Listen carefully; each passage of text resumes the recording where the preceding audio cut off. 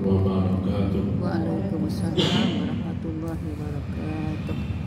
Innal hamdalillah nahmaduhu wa nasta'inuhu wa nastaghfiruh wa na'udzu billahi min shururi anfusina wa sayyiati a'malina.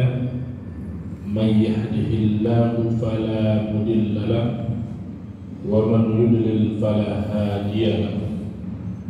Asyhadu an la ilaha illallah wahdahu la syarika lahu al-malikul haqqul mubin wa asyhadu anna Muhammadan abduhu wa rasuluhu shadiqul wa'dul amin.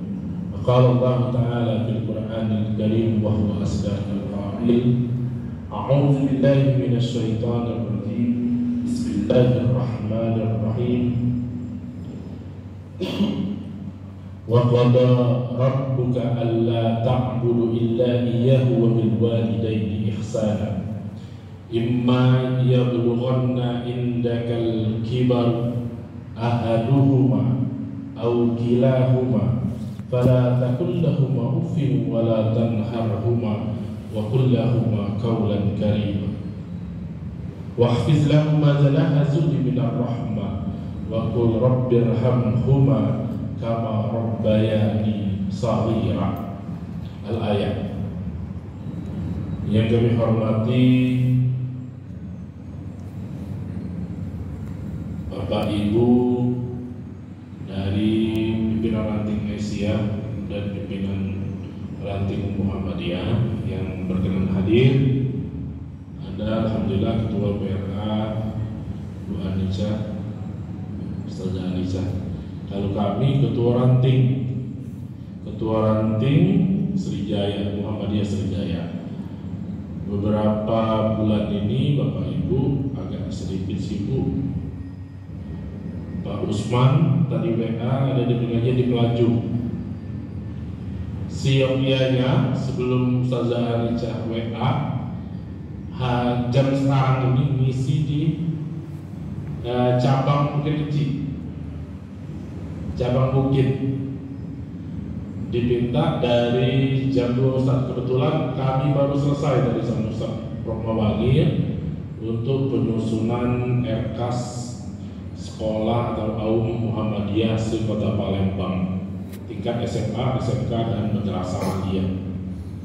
Alhamdulillah baru selesai dan saya langsung ke sini. Ustaz Mawangir insyaallah sholatnya di sekolah. Saya langsung alhamdulillah bisa balik dulu Ustaz ke sini, langsung bawa motor supaya cepat. Alhamdulillah bisa bergabung Bapak Ibu yang dimuliakan oleh Allah Subhanahu wa taala.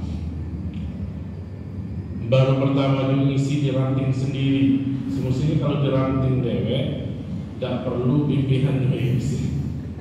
Yang lain banyak sebenarnya. Kalau di ranting-ranting yang lain sudah alhamdulillah sudah hampir keliling sampai kemarin di Kertapati. Tapi alhamdulillah diamanahi di ranting pimpinan ranting Asia Srijaya. Bapak Ibu yang dimuliakan Allah, siang hari ini kami bawa salah satu, sebenarnya judul sudah ada di Tarjih Muhammadiyah, Pedoman Hidup Islami Warga Muhammadiyah. Ini sudah digaung-gaungkan bahkan di zaman akhir Fahrudin. Ini sudah terbentuk di Kiai Haji Ahmad Dahlan. Bagaimana pedoman-pedoman warga Muhammadiyah dalam hidup, karena pedoman hidup ini banyak. Kita ini bisa saja disebut kalau seandainya di lingkungan kita mayoritas yang hidupnya umum, kita Muhammadiyah. Jadi kita hanya sebagian kecil, itu hanya sebagian kecil dari warga kita. Contoh di ranting manapun yang hadir di dalam pengajian itu yang cair-cairnya. susah kalau seandainya tidak berkomitmen di dalam diri kita sebagai warga Muhammadiyah. Paling tidak partisipan Muhammadiyah yang nantinya sebenarnya pedoman hidup ini akan terbawa di ruang lingkup kita, baik itu di organisasi, di pekerjaan, di AUM, dan di lain sebagainya, maka akan tercermin kalau seandainya kita berpatokan dengan pedoman hidup Islami warga Muhammadiyah.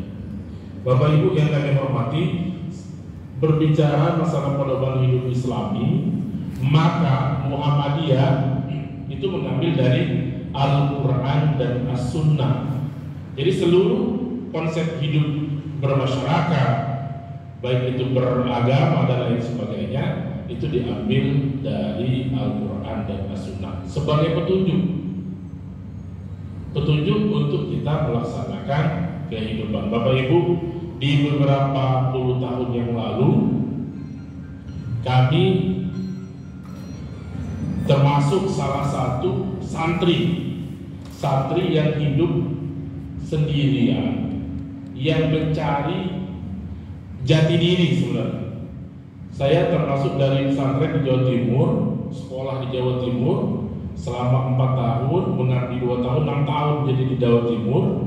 Itu yang notabene hidupnya memang sudah terbiasa dengan berjanji, sudah terbiasa dengan tahlilan dan lain sebagainya. Tapi sebaik-baik kader adalah yang mencari jati diri. Mungkin kita hidup di ruang lingkup yang memang notabene adalah orang-orang di luar dari Muhammadiyah, terbiasa dengan kegiatan-kegiatan adat istiadat.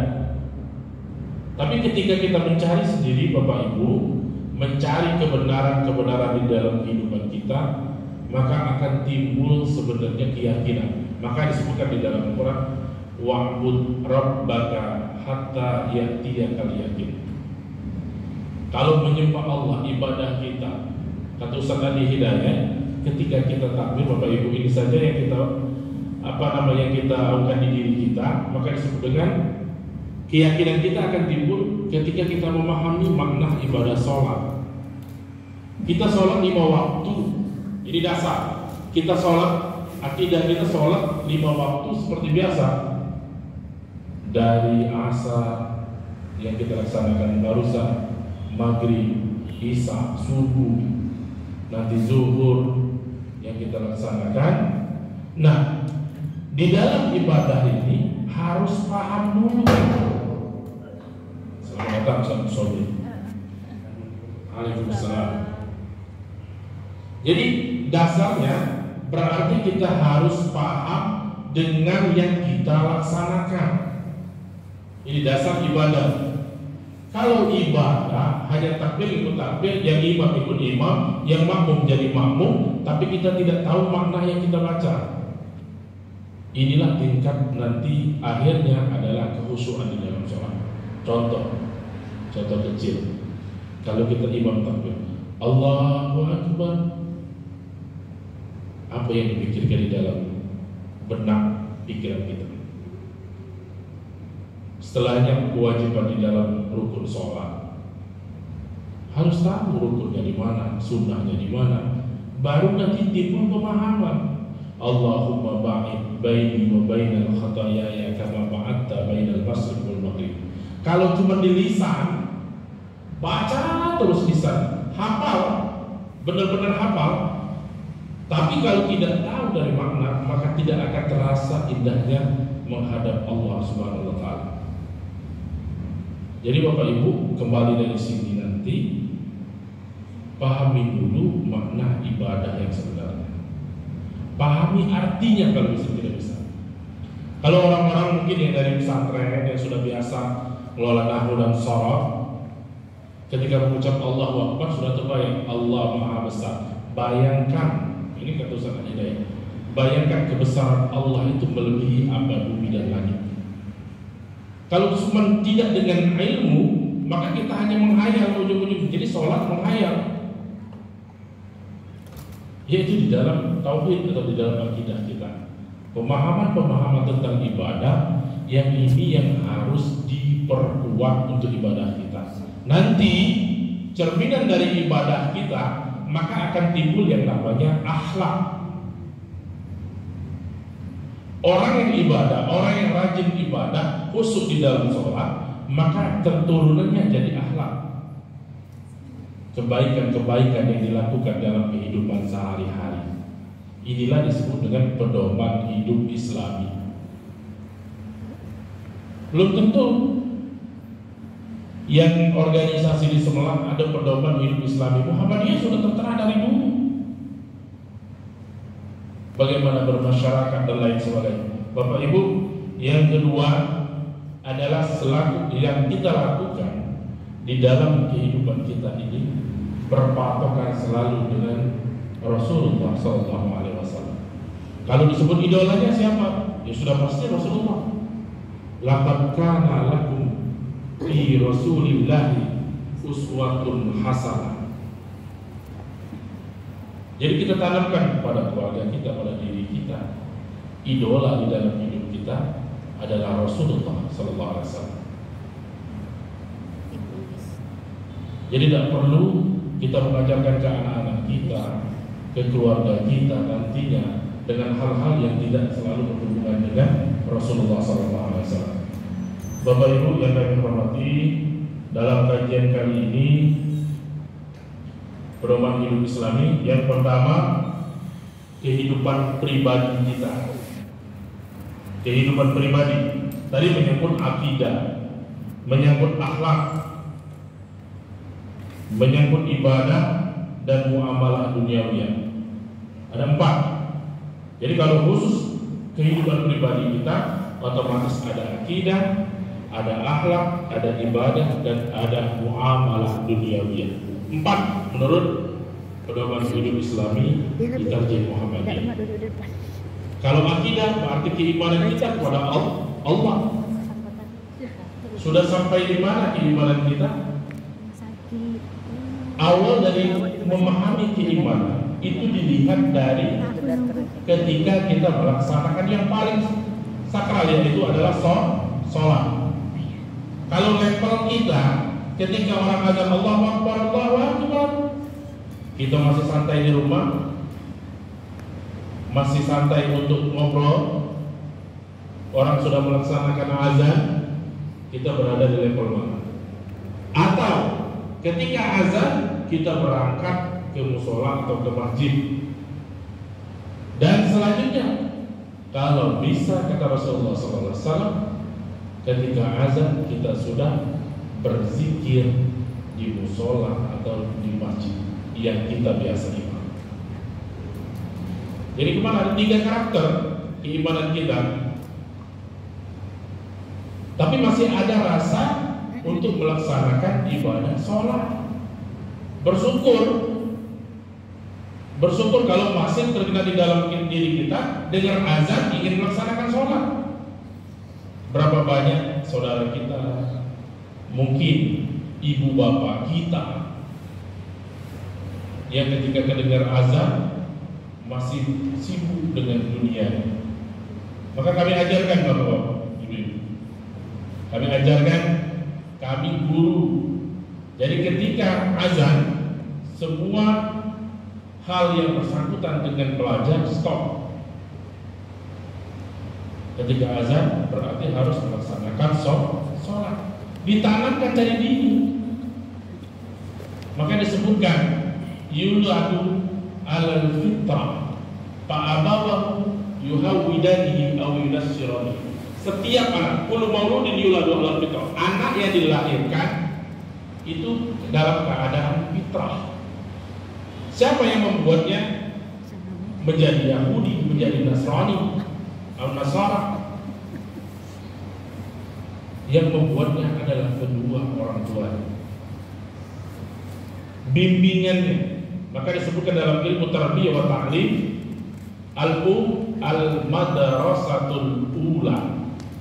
Ibu itu adalah sekolah yang pertama. Ini ibu. Anak itu kalau dalam ilmu psikologi cenderung mengikuti ibunya. Jen kepintarannya banyak ke ibunya. Kalau ibunya tidak pandai, biasanya anak sedikit kurang. Maka ibu adalah madrasatul ula, tempat pertama kali anak belajar. Secara responsif, anak itu selalu mengikuti ibunya.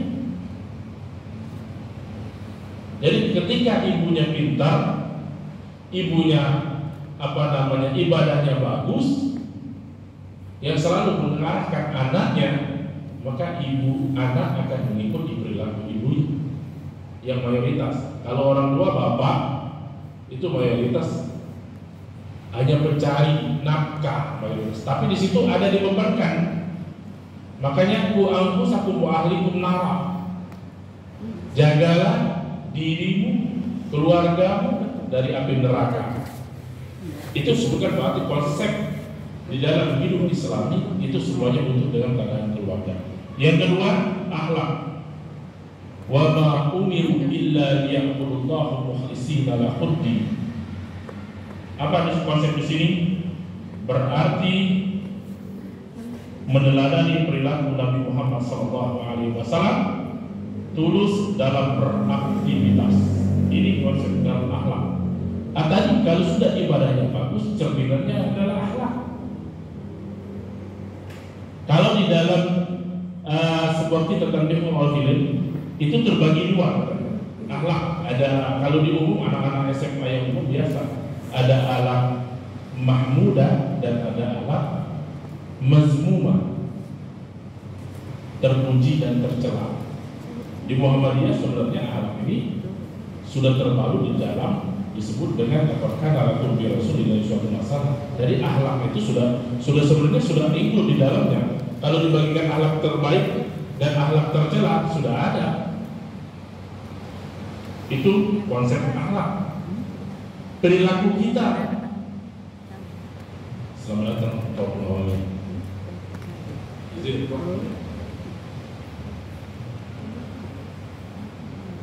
Berkaitan dengan akhlak. Kalau yang pertama tadi adalah akidah, yang kedua adalah akhlak. Bagaimana bergaul kita, hubungan kita, sama ibadah juga harus berakhlak. Kalau ibadah tidak dengan berakhlak, maka akan menjadi kerusakan fasadah bagi diri kita. Orang yang berakhlak, ini tanda orang yang berakhlak, maka asli nafsa kaya seluruh mas. Orang yang berakhlak selalu mengkoreksi dirinya dulu, selalu memperbaiki diri, tazkiyatun nafs, selalu memperbaiki dirinya. Jarang belum dulu memikirkan orang lain kalau dirinya belum yang terbaik. Kita mudah Bapak Ibu, nasihatin orang sangat mudah. Kalau orang lagi galau dinasihatin, cepat keluar kalau seluruh isi perkataan kita yang baik-baik. Tapi ketika kita menerima musibah, sulit bagi diri kita terkadang menerima. Nah inilah yang harus sebenarnya berada di diri kita. Ketika kita menerima musibah, kita bisa mengikhlaskan musibah tersebut. Itu adalah akhlak. Tergambar di dalam kehidupan Rasulullah, tergambar di dalam kehidupan berumah tangganya Rasulullah SAW. Cerminan ini sudah adakah cerminan akhlak di rumah tangga kita? Sudah adakah cerminan akhlak di dalam kehidupan kita? Yang tahu siapa? Yang tahu adalah diri kita sendiri sebenarnya, bukan orang lain. Bagaimana akhlak Rasulullah? Ketika apa? Ada sebuah cerita, ada namanya As-Sa'lab, orang yang puluhan kilo selalu datang ke masjid subuh hari, pokoknya tidak pernah terlambat di dalam ibadah lima waktunya. Suatu ketika Rasulullah itu kalau sholat, Bapak Ibu, kalau sholat dia melihat safnya dulu. Bahkan di sebuah hikayat diceritakan Rasulullah itu kalau jadi imam, dia keliling dulu ke saf-saf. Sudah rapi belum? Rapi, rapat, baru Rasulullah maju menjadi imam. Bahkan salah satu sahabat Rasulullah itu merapikan itu dengan pedang, merapikan safnya itu. Kalau skala merapi dengan pedang, lari kalau sholat. Nah di zaman sahabat sampai seperti itu di dalam apa? Untuk konsekuen di dalam ibadah. Ada tadi salah satu sahabat Rasulullah As-Salam ini ketika sholat subuh dia tidak terlihat. Rasulullah tuh tahu di bagian mana sahabat-sahabatnya sholat. Itu jadi pemimpinnya. Jadi tahu keadaan bagaimana makmum sahabat yang biasa berada di sini. Sahabat itu selalu mempertahankan safnya. Kalau dia di saf pertama di dalam ibadah, dia malu kalau seandainya nanti karena sholat zuhur dia di saf pertama, sholat asar jadi saf kedua, malu. Maka dia berlomba-lomba untuk selalu ketika sebelum azan dia bilang dia sudah berada di masjidnya. Ini berarti pertaruhan akidah yang dilakukan Rasulullah. Suatu ketika salam tidak ada, dilihat salam. Aina salam? Ditanyakan kepada sahabat, di mana salam? Sahabat bertanya, yang mana salam? Ketika itu beliau adalah orang yang paling sering sholat, itu di sisi sebelah kirinya Rasulullah, di ujung paling ujung. Kalau ujung berarti ujungnya sebelah imam, di belah ujung. Suatu ketika dia tidak hadir, dicari Rasulullah. Kata Rasulullah, wahai sahabat, cari salamnya di mana adanya. Biasa dia datang, tahu-tahu subuh dan nanti. Keliling sahabat mencari, bahkan bertanya, berapa jauh Bapak Ibu jarak rumah Salam ke musolanya Rasulullah SAW. Bahkan ada satu sahabat ketika ke rumahnya sudah hampir 2 kali minum. Kalau dulu Bu, tidak perlu nak pakai sandal jati itu enak. Ini jalan kaki. Dikisahkan bahkan ada kiloan, bahkan 3 kilo sampai 5 kilo jarak dari rumahnya hanya untuk melaksanakan ibadah dan tidak pernah tinggal. Imamnya tidak pernah tinggal. Kita yang jaraknya cuma berapa kaki baik dari sini sampai ke paling Ustaz tadi ada di di tiang PLN situ, di gardu itu. Sering mungkin banyak tinggal sholat. Wong yang 2-3 kilo sampai 5 kilo itu selalu hadir pertama. Ketika ditanya, misal Abu Dhafar beliau sakit, hanya sakit saja, uzurnya sakit, tidak bisa melaksanakan ibadah. Berarti kalau di dalam fikih, unsur tidak melaksanakan sholat ini bagi laki-laki di masjid. Yang pertama sakit, yang kedua memang ada uzur, mungkin hujan lebat yang tidak bisa untuk kita datang ke masjid.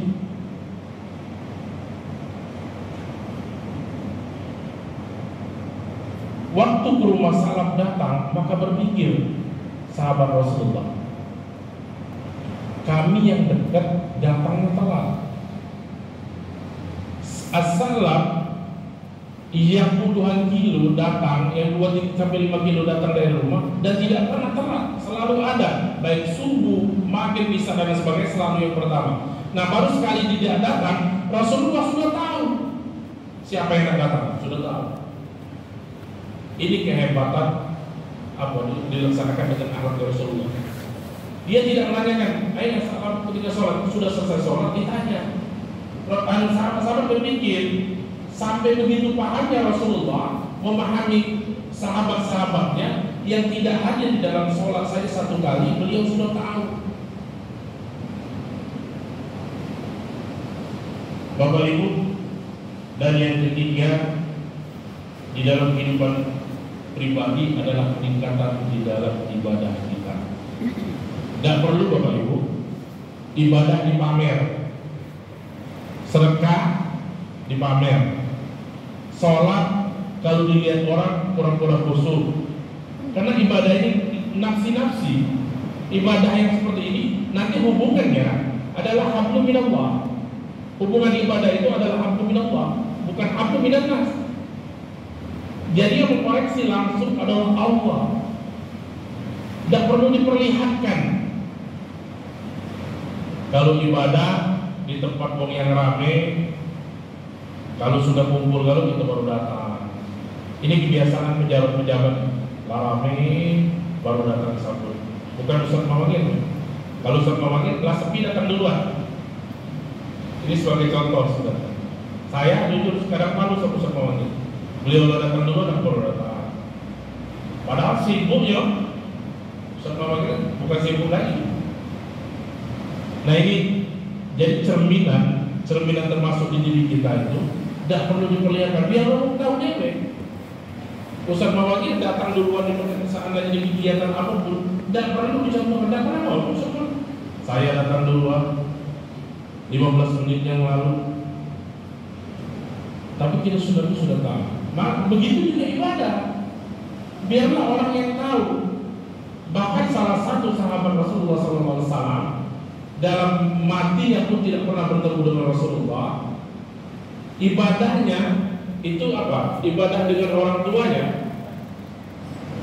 Uwais Al-Qarni tidak pernah ketemu Rasulullah, tapi doa Rasulullah selalu mengalir kepada. Tidak pernah bertemu berhadapan. Bahkan satu ketika pengen datang, Rasulullah lagi perang, dia ketemu dengan istrinya Rasulullah Aisyah. Cuma sebatas ketemu itu. Karena rindu dia dengan Rasulullah, dia sampai izin dengan ibunya yang buta ditinggal sendirian. Nah ini yang perlu. Yang terakhir yaitu adalah muamalah dunia.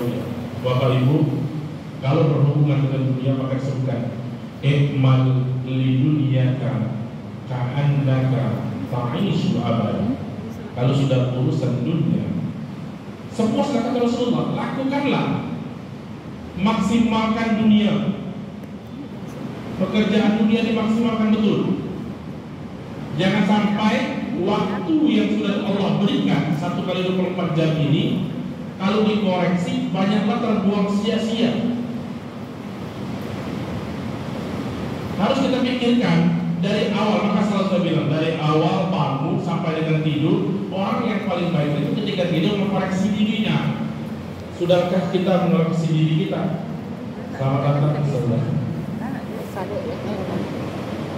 Tidur, sebelum tidur laksanakan sholat sunnah 2 rakaat, terus berbaring, dan itu mengkoreksi dirinya. Orang yang terbaik pernah selalu mengkoreksi dari bangun tidur. Apalah tadi yang kulakukan? Kira-kira kalau ngobrol tadi ada yang menyinggung hati orang lain? Selalu koreksi.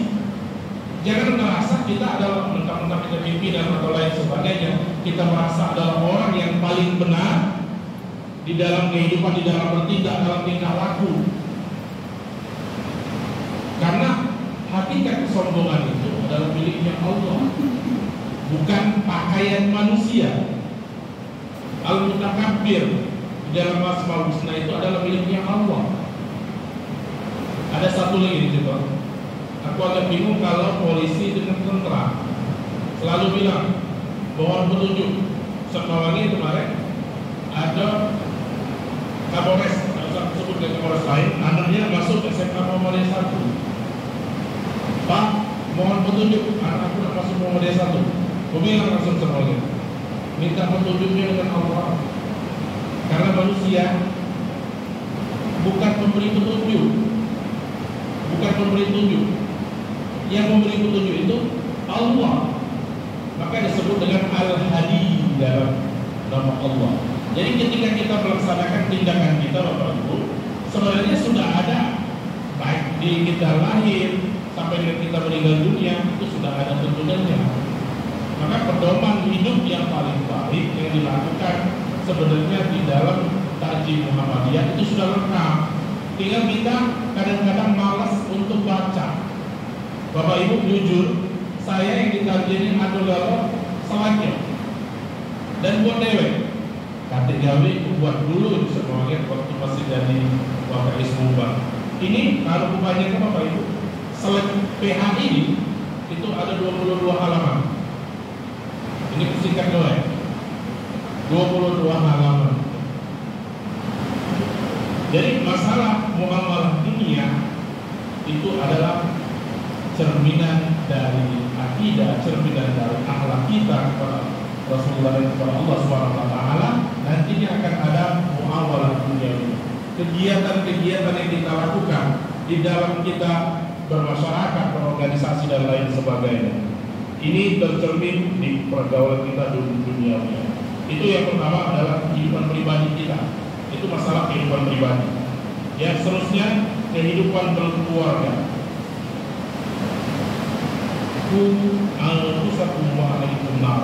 Jagalah dirimu dan keluargamu dari api neraka. Ini kata Al-Quran. Bapak Ibu, kalau berlandaskan dengan ayat ini, berlandaskan dengan dalil ini kedudukan di dalam berkeluarga, fungsi di dalam berkeluarga. Kita bukan hidup selama diri kita lewat. Kalau di hadapan Allah nanti yang kita selamatkan adalah siapa? Anak kita, diri kita, anak kita, orang tua kita. Maka saya sebutkan di pertama tadi, di surah Al-Isra tadi, kebajikan-kebajikan terhadap orang tua kita. Kita kadang lupa pada diri kita, Bapak Ibu. Mohon maaf, yang sudah merasa senior, yang ngomong itu yang senior. Ada orang tua kita di rumah kita. Ini yang masih hidup ini. Kadang kita lupa, seolah-olah sibuk dengan dunia kita sendiri. Lupa kita, negur lupa, masuk salam di rumah, assalamualaikum lupa. Sholat, apalagi yang sudah pensiun, dan ketika lagi gawe, itu kita kadang lupa dengan kebaikan. Bapak Ibu, berdirinya kita di sini itu karena doa dari orang tua kita. Kita duduknya sini karena doa dari orang tua, kebaikan orang tua kita. Ustaz Mawangi posisi sekarang ada di sini itu karena doa orang tua. Tidak lepas dari doa orang tua, tapi kita kadang lupa dengan posisi ini.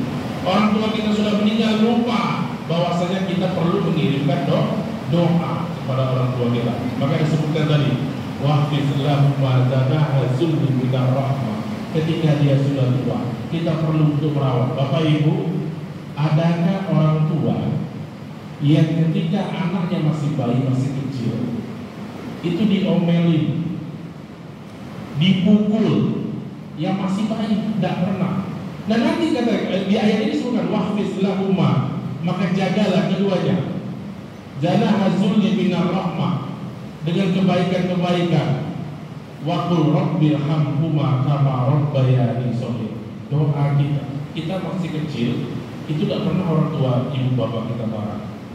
Nah ketika dia sudah tua berada dengan kita, sebaliknya kita menjaga. Ini kebanyakan lupa diri. Lupa diri, sudah punya anak, apalagi sudah punya cucu. Terkadang sudah merasa paling senior, lupa kewajiban terhadap orang tua kita. Orang tua kita yang sudah almarhum butuh doa kita.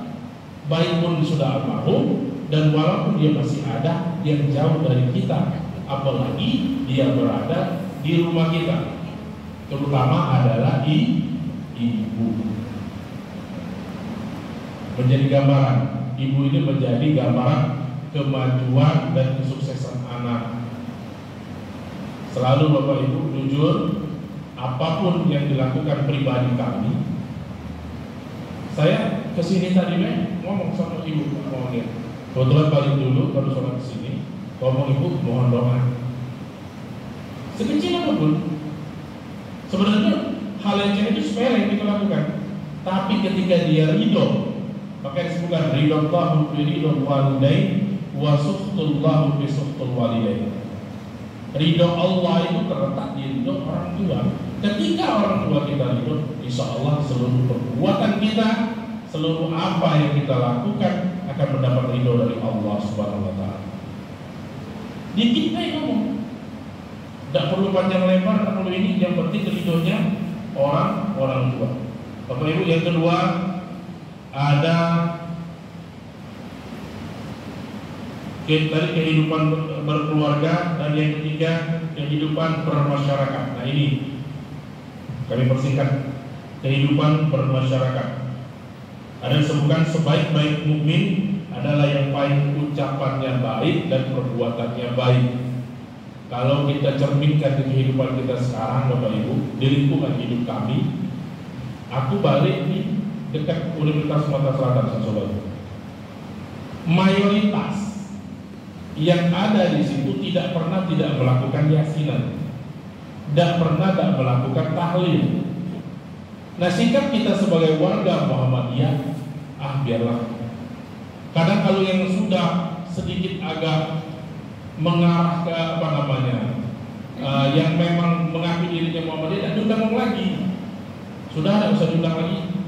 Wong itu Muhammadiyah tulen. Tidak diajak. Walaupun seandainya ada kematian, kan tidak perlu dipanggil, kita harus baru datang. Haram kalau dipanggil. Lah kewajiban kita sebagai seorang muslim. Faiza mata fa'udun, maka kita untuk datang melihat, bertakziah.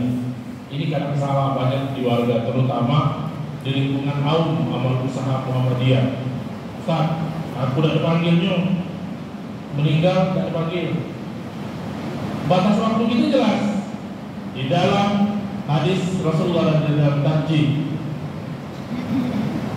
Batas waktu untuk berkabung bertakziah cukup dengan 3 hari. Kalau di komplek Bapak Ibu, aku pasti dipanggil Ustaz Pawangan cuma 3 hari, habis dari 3 hari tidak diundang lagi. Sekarang ini masyarakat sebenarnya arahnya di sini sudah terdidik. Jarang yang 7 hari, 40 hari, yang selalu paling disingkat. Datang, aku langsung digo, langsung menuju. Sebenarnya waktunya ada 3 hari. Ketika 3 hari, itulah batas bertakziah kita. Makanya kehidupan di dalam masyarakat ini perlu kita jaga. Jangan sampai diundang kita datang. Mau menuju hari diundang kita datang kita datang. Jangan sibuk kalau levelnya sudah agak sedikit sudah berada di proses kata, jangan bikin tahlil. Dia datang sebagai tamu undangan. Pernah dikatakan oleh Prof. Romli, Caman menyikapi Prof. Kalau seandainya mau menuju kita datang, ini sudah kita datang kata dia. Mau duduk kita duduk, mau baca kita dengar. Menyikapi Faiza Quri Al-Quran Mastami'u lahu. Kalau ayat Al-Quran dibacakan, kewajiban kita adalah mendengar apa yang dibaca. Kalau sudah ada yang baca, kita dengar. Jangan baca ibu-ibu di masjid. Mohon maaf, lah sudah tajwidnya sudah keluar, bacanya sama-sama rame-rame. Kebanyakan ada, tapi belakangan ini kalau di masjid belakang itu sudah gantian. Ini ayat sekian sampai ayat sekian, yang lain menyimak, bukan baca sama-sama. Itulah konsepnya Muhammadiyah. Kalau ada yang baca, kita menyimak, bukan baca. Nah, ini terjadi juga di masyarakat. Kalau baca sama-sama, berkejaran. Mohon maaf, yang baca Yasin kadang lada bawa Yasin, cak pulau hafal yang itu, membaca pas di ayat yang ilmil hafal dia kencang, yang dia ada hafal dia berdiam. Tapi usul pelajaran kita, Faiza Quri Al-Quran Fastami'u. Membaca Al-Quran kita dengar. Dengar kita sama seperti makmum. Ketika imam Bismillahirrahmanirrahim, apa yang dilakukan makmum? Fastami', mendengar. Fastami'nya apa kata Ustaz Adi Hidayat? Memahami makna yang dibaca. Kalau konsepnya tidak memahami, seandainya orang tidak pahami apa arti Bismillahirrahmanirrahim, apa yang kita lakukan? Cukup mendengar, mengikuti paling tidak di dalam hati kita. Bismillahirrahmanirrahim ada di pikiran kita, jangan hanya kosong. Makanya ada buku yang biasa digaungkan, ada buku Muhammadiyah itu ada apa, bacaan sholat dan artinya. Jangan hanya hafal tapi tidak memahami artinya. Coba sekali-sekali buka buku, baca, tidak apa-apa Bapak Ibu. yang matu yang rasa ayat sudah sedia dia baca lagi mata dah tengok minta baca ke dojo. Cucu kita kena baca coba baca ke apa arti dari bacaan sholat ini. Nah ketika memahami maka timbul wa'bud rabbaka hatta yakin keyakinan kita harus memahami dasarnya. Memang susah untuk mengartikan ayat, memahami ayat, tapi kalau mau belajar, mau paham insyaallah sedikit demi sedikit bisa. Terutama kata Ustaz Adi Hidayat, bacaan sholat kita dipahami dan diamalkan. Sebenarnya contoh teladan tentu Ustaz ini beberapa bulan yang lalu. Surah Al-Ma'un itu kan berbeda-beda kayak dia dalam mengajarkan. Karena pengamalannya belum. Mungkin bacaan sudah bagus, hafal sudah bagus, tapi pengamalannya belum. Nah sama di dalam ibadah sholat, ketika sudah memahami, amalan juga ada di dalam ibadah-ibadah itu. Allahu Akbar, Sami Allahu liman hamidah. Dan itu butuh pemahaman dan butuh pengertian. Bapak Ibu, maka dianjurkan kalau mengolah anak, sekolahkanlah anak kita di yang berbasis Islam. Sekarang mau berlomba-lomba mengolah anak mahal yang harganya ini di sekolahnya memang notabene sekolahnya sekolah bagus, tapi basisnya adalah basis bukan agama Islam.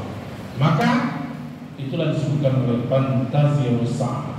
Kita mengolah anak sekolah-sekolah dunia ini tujuannya apa? Masuk ultri, nah masuk UGM, bangga dengan anak yang masuk ultri tadi bangga.